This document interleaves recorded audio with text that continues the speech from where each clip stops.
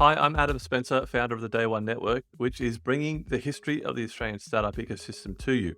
I believe in founders. It's why I do everything I do at Day One and our media company, W2D1 Media. And that's why the Day One Network exists, to create helpful content for founders. We've got some great shows in development, but a large part of what we do couldn't be done without support from our partners and sponsors. And I couldn't be happier than to be working with NTP, who get community better than any other technology recruitment company out there. A Newcastle company like mine, NTP are invested in seeing the growth of the local tech community in Newcastle, Sydney, and more broadly Australia. So thank you, NTP, for helping us bring helpful content to founders and the startup community in Australia. Back to the interview. Hi, I'm Adam Spencer, founder of the Day One Network, which is bringing the history of the Australian startup ecosystem to you. I believe in founders. It's why I do everything I do at Day One and our media company, W2D1 Media. And that's why the Day One Network exists, to create helpful content for founders. We've got some great shows in development, but a large part of what we do couldn't be done without support from our partners and sponsors. And I couldn't be happier than to be working with NTP, who get community better than any other technology recruitment company out there. A Newcastle company like mine, NTP are invested in seeing the growth of the local tech community in Newcastle, Sydney, and more broadly Australia. So thank you, NTP, for helping us bring helpful content to founders and the startup community in Australia. Back to the interview. Hi, I'm Adam Spencer, and welcome to Day One, the podcast that spotlights Australian startups, founders, and the organisations that empower Australian entrepreneurship. We go back to the beginning to tell the story of Australia's most inspiring founders and how they built their companies. You're listening to a special interview series as part of a documentary W2D1 is producing about the history of the Australian startup ecosystem. On the episode today, we have... Hi, my name is Samantha Finnegan. I'm the founder of Madebox, and we support small batch producers through high-end corporate gifting.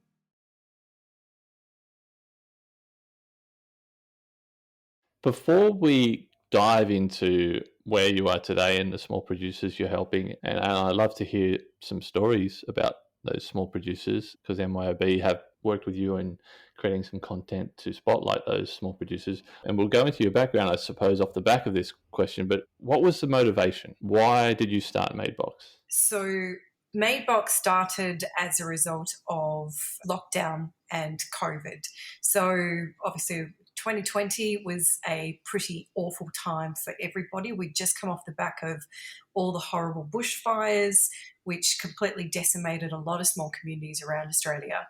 And then we go into a pandemic. And with all of the lockdowns that were then hitting multiple states, especially Victoria, I was worried about how all these small businesses are going to survive, especially the ones from regions that rely so heavily on tourism, because all of a sudden these people have gone from lots of tourists visiting their areas to literally nobody visiting the region at all and for the foreseeable future.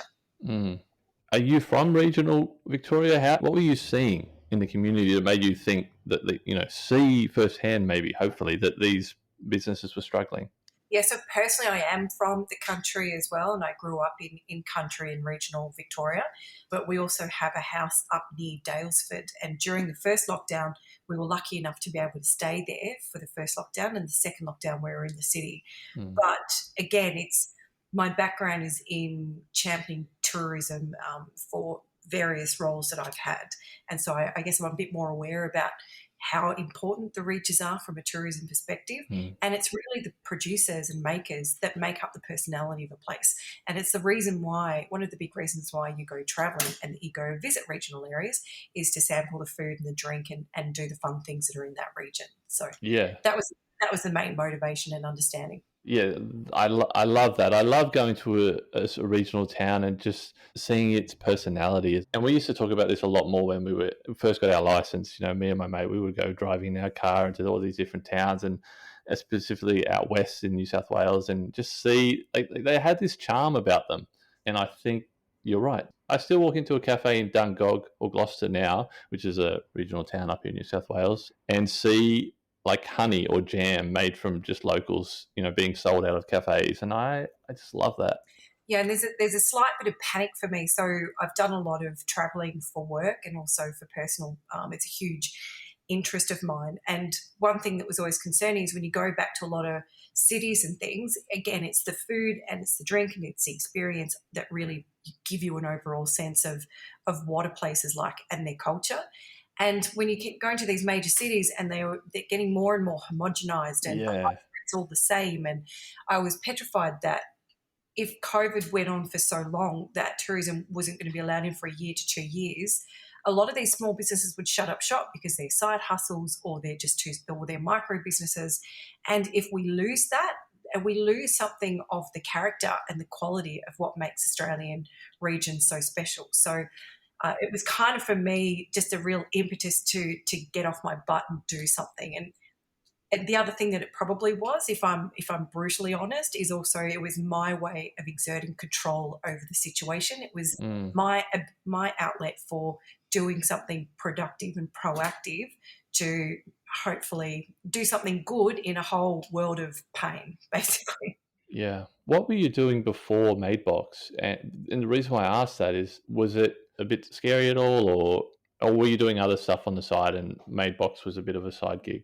Yeah, I had kids later in life. So when lockdown first happened, I had a 3-month-old baby and a 2-year-old child. So I was raising my 2 kids at the age of 40. So I had a bit of time in that respect. I mean, not that you have much time when you have such small children. And let's face it, we ended up doing everything after midnight and, till 1 o'clock in the morning and all the rest of it. But again, it was just that sense of powerlessness, and it's something that I wanted to try and do. And I wasn't working a full-time job, so I felt like perhaps there was something else I could be doing that was putting my skills to use. So my background is in media advertising and corporate business development across a number of streams. And so I knew that, and content marketing and a few other bits and pieces. And I knew that I could use those skill sets and the connections that I had from my years in sales to help others who may not have the same skill set that I do, because I'm in awe of people who can make and create these products and these things, and they do it so well. So I can give back by putting my skill set to help them, because not everybody's good at selling themselves. Yeah. Were there other ideas, or how did you settle on these curated gift boxes? So in the years prior, I'd actually looked at running a business called Artisan Farmer, and I'd done a lot of research. And Artisan Farmer was a concept about how to bring and find ethically sourced meat into the city. So I'd done a lot of research. I'd visited chicken farms and pig farms and cows and all sorts of things. And it's sort of this sort of precipice of helping people who do really amazing things within the small batch and artisan space, because, as I said, not everybody is good at all facets of running a business, which is what you need to be able to, build and grow your business. So, and these people are scientists and agriculturalists and all that sort of thing. And I was like, okay, well, I know that I can bring these other skill sets. So, but I just never gotten the cojones, if you like, to actually go and start this type of business. So when COVID hit, and that sense of frustration, and we're off the back of the bushfires and everything seems like it's going to hell in a handbasket, it was really that impetus to just get off my butt and just start and just do it. And so for me personally, I've actually already achieved what I set out to, which is do it. Actually start it and do it. So for me, everything from here is upside. I really love the idea of these types of businesses creating these little gift boxes, no matter what niche kind of you go into. To me, it's exciting discovering something new, getting a box, finding all these new things in it. I love that. I don't know if this is kind of in the same category as what you're doing, but I'm not a customer of theirs anymore, but I used to.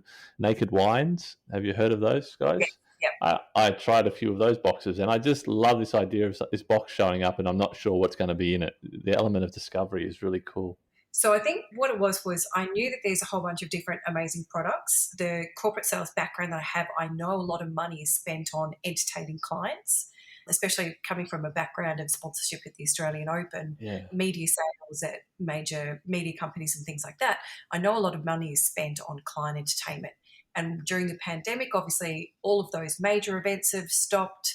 In-person meetings and things have stopped. So what else are people going to do to keep connected with their customers? And so gift boxes seem like an obvious choice. And a lot of these big companies still had budgets to spend on that type of thing. So once I got into the curation of it, it kind of got a life of its own. It started to support these key bushfire affected regions. So we began with Blue Mountains, Kangaroo Island, Gippsland, Brighton High Country, and threw in Dalesford and Masson Ranges because of the tourism hard hitting there. And it grew from there. So we've moved beyond those 5 regions that we started with, and now we're covering the whole of Australia, because what we found is the intent was there to help people through this really awful time. But as I said, what we found was this whole plethora of really super interesting and amazing and unusual products that are really world class, and they're just not well known. And from our point of view, we're hoping that if we can help bring new customers to these small producers, we can help them grow fast, and hopefully we can grow as a result. Yeah, I love that you just brought up, you knew or you identified that there's a lot of money spent on entertaining clients in the corporate kind of landscape. That's one great marketing insight as to how to get the boxes out there. We're going a little too fast for my liking. I want to go back a little bit too. Once you decided that gift boxes is something that there's another term for them that I can't quite think of right now. Hampers, and I hate it. Once you decided on that product, what was the first step to figuring out how you're going to? I'm really curious about operations of it. Like, how are you finding the producers? How are you kind of managing that side of the relationship or that side of the business, those relationships? Yeah, it's interesting because rightly or wrongly, it actually wasn't a conscious thought about how to frame all of this and how to put it together. It was a feeling and an intrinsic idea that I had about how to bring it to life, which is what gave us our USP, our unique selling proposition. So there's 100 gift box companies out there, literally more than that. So what are we doing that's differentiating ourselves from everybody else? And for us, it's storytelling. So we focus on the producers and telling their stories, because that's what drives an emotional connection between the recipient and also the buyer as well as the producer. So we're providing that central piece of the triangle that brings all of these 3 people together through the joy of discovery. So in terms of the process and how we went about it, we were in lockdown. So I couldn't go anywhere. I couldn't, meet anyone. So everything was done online. So it was 100% going down massive Instagram rabbit holes and people's Facebook pages and things like that. And I would literally find a region, work out what their local general store was, find the Facebook page, because I never believe they were on Facebook and not really Instagram, pages of these stores, and if they had photos up, zoom in on their shelves, see if I could work out what was on the of some of these products, and then sort of Google them and find them from there. And then I would ask the producers if they knew of any other small batch producers and things like that. And then we bought a lot of stuff and had things sent to us, because again, it's about the curation, and that's key, because there's Click for Vic and there's Fill My Esky and Buy from the Bush and all of these amazing marketplace sites. So the niche that we're fulfilling here is that whole curated piece. We're going to make it really easy for you to support small batch producers, and we've done the hard work. We found all the absolute gems and curated them into cohesive and interesting boxes that just make it super easy for everybody to support these people. That's some really good detective work there with the zooming in on the Facebook photos. Yeah, well, again, lockdown. I don't know that this business would have happened without the pandemic. In fact, it absolutely would not have happened without it. So the one thing that I've also been really inspired by is all the stories and pivots and interesting things. As much horror as there's been and loss with the pandemic, there's also been some amazing stories of inspiration too to come out of this, because humans are resilient and adaptive and inventive. I love that you brought up storytelling. Are there a couple of stories that come to mind from some of your producers? Absolutely. So there's, anything from small producers to bigger ones. So, for example, the Melbourne restaurants, they had to pivot. You've got all these different groups who had staff they needed to pay. They couldn't have people coming in. Providore is such an amazing an inspirational story.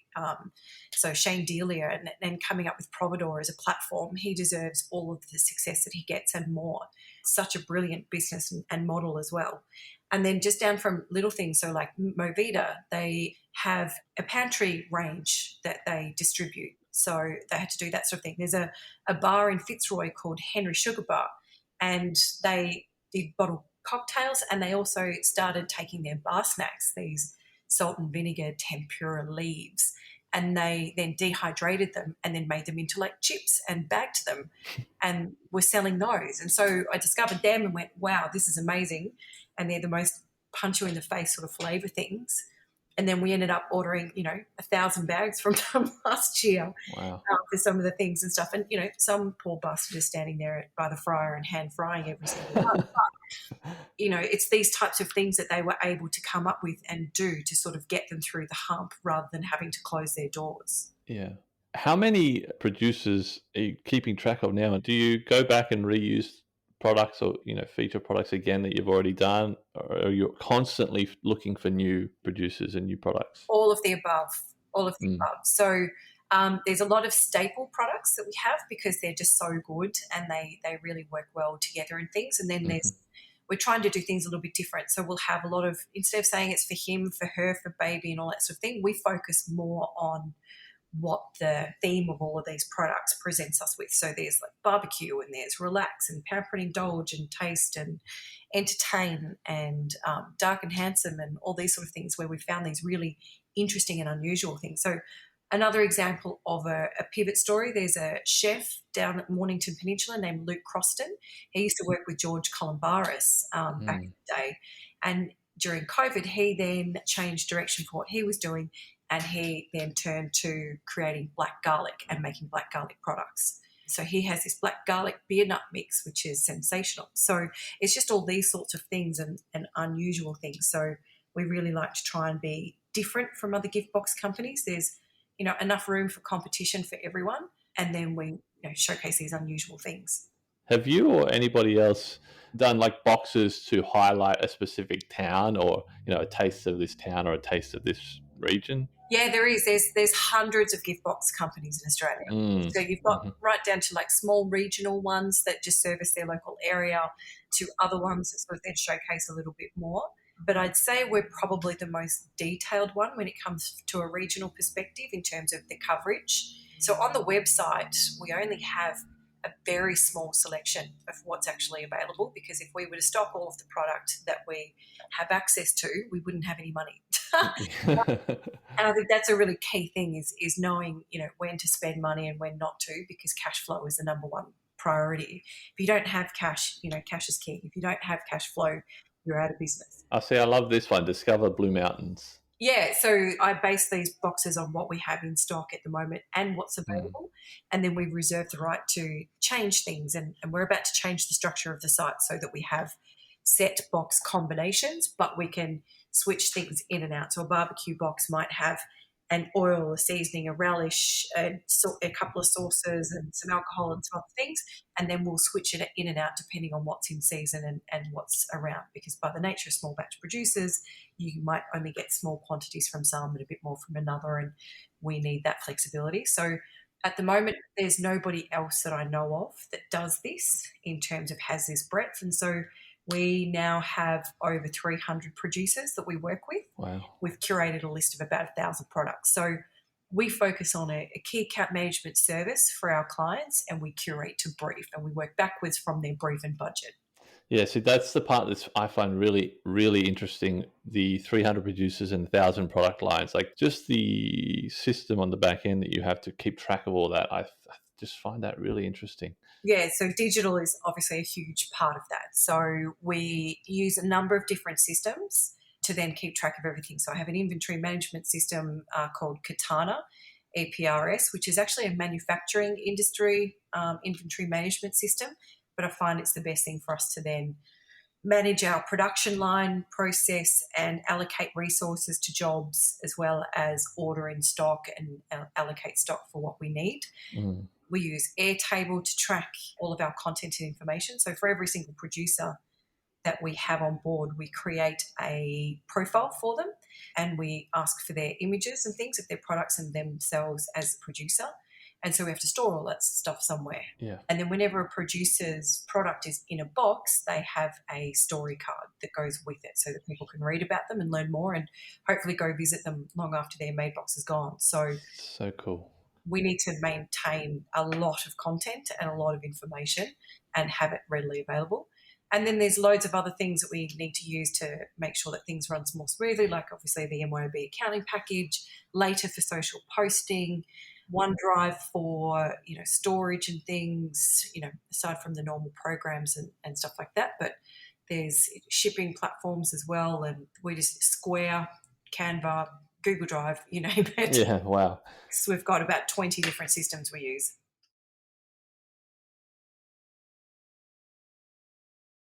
I want to get back to the story in a second. The name Madebox, how did you settle on that? Just out of my own personal curiosity. Yeah, again, it just kind of hit me again. I think because it was such a horrible and disconcerting point in time. And again, as I said, this was my way of exerting control on a situation. So, some people went and panic bought toilet paper. I was planning, You launched a business. Yeah, and I, probably panic bought a little bit of toilet paper myself. But it was my sense of control. So I don't actually remember a huge amount about the process during that time. But it gave me something to cling on to and to look forward to in a time of such uncertainty. And we were all scared at that time when it all first kicked off and things. So I probably spent about 6 months planning. And then Madebox was just sort of an iteration that sort of came out of thinking about things. One thing I'll also say about it was probably also, in all honesty, a bit of playing with GoDaddy and seeing what was actually available from a website address. Yeah, that's kind of partly why I asked the question, because I'm really surprised that Madebox was available. Madebox.com is not. It's some sort of crafting organisation in Colombia. Don't talk that. We don't want to give them any airtime. Don't talk about Madebox.com. Madebox.co is where it's happening. .co is fine. And then I own all the other URL iterations as well, like, .co.uk, .co.nz and all the rest of it too. Going to take over the world. Yeah. Well, this is actually an aspiration for where we want to get to. It is easy for us. It will be easy for us to pick up this model and apply it anywhere. Yeah. So absolutely, this is an intention of the business. We want to be able to do this in other parts of the world. So especially in places that are very parochial about their region. So the UK, this would do really well in. Yeah. Same as the US. And in fact, that's where the idea for the boxes came from, because I'd come across an article about a company called BoxFox, which is a California gift box company started by about 3 20-somethings. Yep. And now they pull in, they started this about 4 or 5 years ago, and now they pull in $100 million US in revenue a year. Wow. I think that's actually where I got the idea to then do this concept as a gift box. Great name as well. Yeah, BoxFox. Yeah, it's a great one. Jumping back to stories, how did the MYOB collaboration happen with featuring the stories of some of your producers? So I think one of the biggest pieces of advice I have for people working through their career in their life and in their businesses and stuff like that is be nice to people. Don't be an a-hole. I was about to swear and actually say it. But, if people like you, people will want to help you. And the thing that I found that kind of blew me away when I started this, when I reached out to people that I knew, all of my sales came from people that were either an ex-colleague or a previous client of mine, every single one.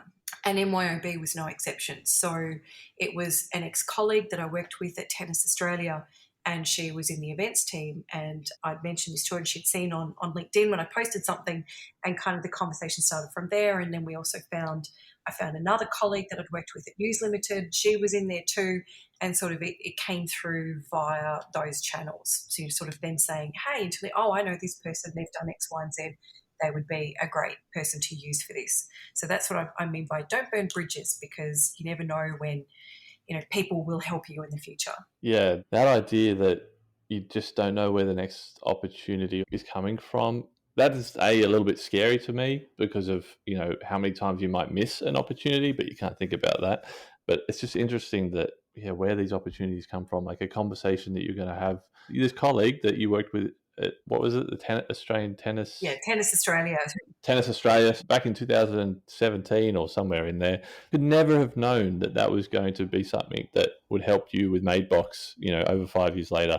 Oh, absolutely. I just find that so interesting. Yeah, I mean, it's, as I said, like every single client I've had. And then, other things too. So, and look, you make your own luck. So I did reach out to a lot of people that I knew on LinkedIn. Mm-hmm. Leveraging connections is always key. And then the other thing that I do from a marketing point of view, I actually don't do any online advertising yet. We'll get to that point shortly, but I'm focusing purely on B2B rather than B2C just yet. But Mm-hmm. from a marketing point of view, I can sit here and talk till the cows come home about what the experience is and what the boxes look like.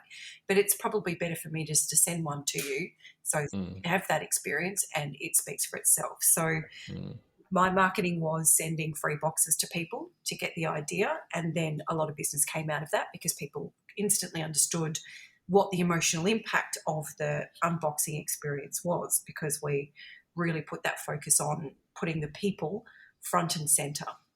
Yeah, it's a no-brainer to do that.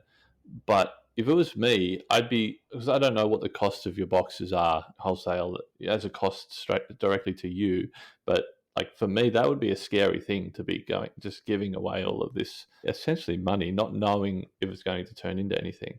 My background is media and advertising though. So I know that, you're going to spend money and some of it's going to land and some of it's not going to. It's just about being as effective and efficient with the little money that you have. What are the channels that are going to give you the most impact? So I actually have in my costings for boxes a very small allocation against marketing, so that in all of the boxes I sell, they're generating money for me to then draw down upon to then send more boxes out. So it's just about ensuring that, what the activities that you do can wash their own face. Yeah. And so Madebox from day one it's all been online sales, digital channels. Have you learned any lessons, or have you passed on any learnings to a lot of these small producers that traditionally are selling in cafes, in general stores? What advice did you have for those guys to go online? Use all the tools that are available to you, but one thing I've found is that it's not actually clear what all of the tools available to you are. And it's interesting because when the budget happened and they brought in the new rule around any digital subscriptions, you're going to be able to claim an additional 25% increase in tax return value on those subscriptions. Like, this is brilliant, but I have a tech history and, digital advertising background. So I know a lot of these different programs like HubSpot for sales and marketing management and things like that, and Trello and Notion and, advertising platforms and things like that. The average punter doesn't necessarily know all of those things. So I'd love to see some sort of central repository for all of the digital online tools that are available to small business, so and to give them an easy to understand overview about how it can help them so they can make better decisions in their initial setup processes and streamlining things. Because inevitably, when you're running any type of startup business or small business, you're doing everything yourself. So where are the wins and gains about how you can automate things as much as possible so that you can spend your time more effectively and efficiently? That repository of tools, great content idea for maybe MYOB. I don't know if they do something like that. I've actually said that to them before because it is key. Like, it's awesome to have this repository of content that people can access about inspirational stories and things, but the practical tools and Bill Bryson, who's the small business ombudsman, they've just relaunched Small Business Australia and it's got this whole new platform and it's fantastic. And it's sort of, can all of those sorts of resources be in these types of platforms so that it's easy to find and understand all of these digital tools that are available? I've got one big question that I ask every single guest. But before I ask that, is there anything that we didn't mention that you'd like to cover? Anything important? I think the other thing that I've found really interesting doing this business is the stories of the people that I'm meeting. And for all the people that I meet, it just makes me more and more passionate about helping them and trying to get them out there in front of people as well. So, for example, there's one brand I know that I came across in the Great Ocean Road, and her name is Callie Blair, and her brand is called The Herbalist Bells Beach. She has a brand that is literally akin to Aesop, and she only has a couple of hundred followers on her Instagram. She's sitting there waiting to be discovered. There's a cider producer who's a retired chemical engineer down the back of Birregurra, and he makes a cider to a 300-year-old recipe, and it's so amazing that you can actually cellar it like champagne. And like all these people who make all these interesting things, I just can't wait for people to find out more about these people, because there's so many amazing things. So that's what I get really excited about. So if anybody is looking for gifts and presents for people or their staff or their clients, jump onto madebox.co and have a look, and drop us a note, because we can curate to any brief and budget. Someone needs to make a podcast spotlighting all of these They sure hidden do. gems. They sure do. Someone does. Someone. I don't know who. Someone. Yep, that's on the roadmap for sure. Last question. I ask everyone what we're trying to do with this interview series. The podcast is called The History of the Australian Startup Ecosystems. We've done 150 or plus interviews, and we're using all of that content to create a 6-part documentary that will tell the story of the Australian startup ecosystem to date. We want founders, investors, academics, policymakers, like every single person in the community to listen to the story, the history of the Australian startup ecosystem. Any one of those categories, those 4 categories, or everyone in the startup community, what do you want to tell them? Like what's important? I think if I'd have any advice to founders and things, if you're chasing money only, it's not going to work. You have to be passionate about what you're doing, because there's so much hard work involved, and it's a lot of time and a lot of sacrifice and a lot of hours. You've actually got to be really happy doing what you're doing, and then hopefully money will follow. That said, you've got to be smart about it and make some right choices and things. And I would caution against trying to go for lots of funding and all these sorts of things. And I've got a great idea, it's going to be a unicorn and all that sort of stuff. That's not real life. There's a couple of people turn into movie stars, and that's the same with companies. So don't think that you've got a good idea and that you're just going to go and get funding and make it happen. What VCs, from what I can understand, they love to see track record. They love to see that you can execute. So get off your butt, actually do it, and see what works and what doesn't work, and get cash flow positive. And then you're probably in a better position to shop around for what your next move is. We have ideas for a new platform that's going to solve a whole bunch of customer problems, and that's a podcast discussion for another time that we'll be launching next year. And as I said, it will solve a whole bunch of problems. But all of these products that just think they're going to find a market, that doesn't work. You have to actually make sure that you've got a customer problem that you're solving and it works and it's effective, and then it will be successful. Yeah. Knowing everything you know about your Madebox journey, would you do it again? 100%. But I'm a bit embarrassed about how little structure there was at the start. It was all based on feeling and intuition. Yeah. And I happened to be correct. That's not normal either. It should have a lot more science behind it than that. As I said, a customer need that you're actually solving. It's a product that people will actually want and will want to buy, and that you can get cash positive as quickly as possible.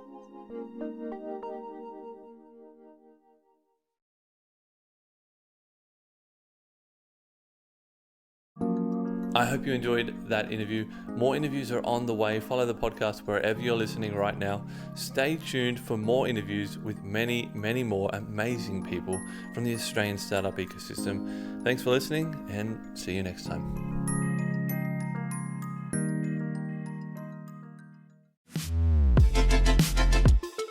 The Startup Retro is a new podcast from the team behind Overnight Success. A weekly show where we help you level up on the Australian startup ecosystem by giving you an insider's view on Aussie startups and venture capital. I'm Will Richards. And I'm Gemma Clancy. At OS, we curate the most important news and announcements across the ecosystem and explain a bit of useful context behind them. The Startup Retro podcast will follow a format familiar to our readers of the weekly newsletter, but offer an opportunity for much more discussion. So, if you want to keep your finger on the pulse of all things happening Aussie startups and venture capital, start your week by listening to the Startup Retro. New episodes every Monday, starting the 1st of July. The Startup Retro is brought to you by Day One, the podcast network for founders, operators, and investors.